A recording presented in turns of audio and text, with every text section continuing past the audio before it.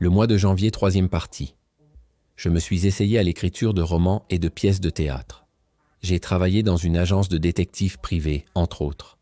Puis j'ai commencé à travailler dans le cinéma en tant qu'assistant réalisateur et scénariste. Au cours de ces années d'errance, j'ai dû exercer une soixantaine de métiers différents. En 1995, mes parents, Dieu les bénisse, ont commencé à nourrir de sérieuses inquiétudes à mon sujet. J'avais 36 ans. Je donnais l'impression d'être perdu, incapable de me poser. Je traversais moi aussi de longues périodes de doute et même de dépression. Pour autant, je n'étais pas vraiment perdu. Quelque chose en moi me poussait à continuer.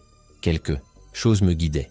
J'étais un chercheur, un explorateur. J'avais soif d'expérience et j'écrivais sans arrêt. Cette année-là, alors que je travaillais en Italie, j'ai rencontré un certain Just Elfers, un éditeur et illustrateur. Un jour, alors que nous nous baladions à Venise le long des canaux, Just me demanda si j'avais une idée de livre en tête. Soudain, et cela me sembla venir de nulle part, une idée me vint. Je lui répondis que je lisais beaucoup de livres d'histoire et que ces récits, sur Jules César, sur les Borgia ou encore sur Louis XIV, ne différaient en rien de ceux dont j'avais été témoin en enchaînant les jobs, bien qu'infiniment moins sanglants. Les gens veulent détenir le pouvoir, mais ils cachent cet appétit. Alors il maquilla les apparences. Ils manipulent et complotent dans l'ombre tout en portant le masque de la vertu.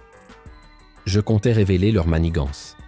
Tandis que je lui exposais, sans préparation aucune, la trame de ce qui deviendrait mon premier livre, Power, j'ai ressenti un déclic. Un sentiment d'exaltation m'a traversé de part en part. Cela me semblait normal, naturel. C'était le destin. Likez et abonnez-vous pour plus de vidéos.